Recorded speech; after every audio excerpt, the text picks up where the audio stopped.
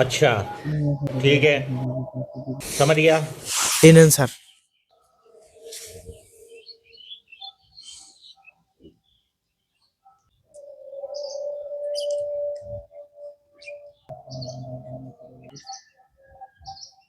ঠিক আছে ধর।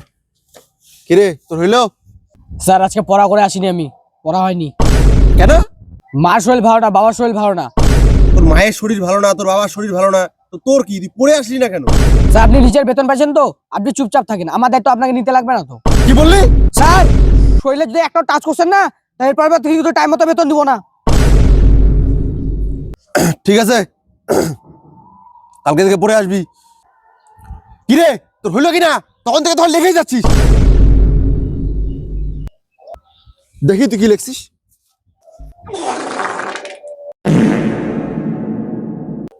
এগুলো তুই কি অঙ্ক করছিস রে?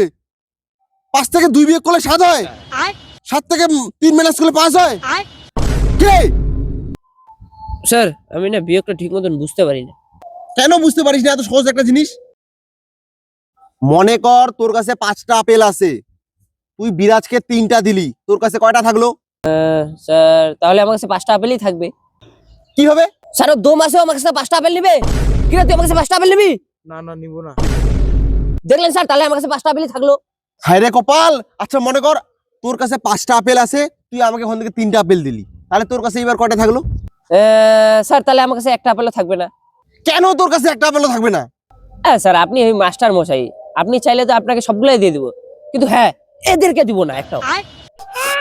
ওই, কাকে থেকে তোর আমার কাছে পড়তে আসিস না? তোর আমার এমনি সংসারে অসুবিধা, তার মধ্যে তোদের এগুলা যাবে না, আমার ভালো লাগে না, তোকে দিয়ে পড়তে আসিস না।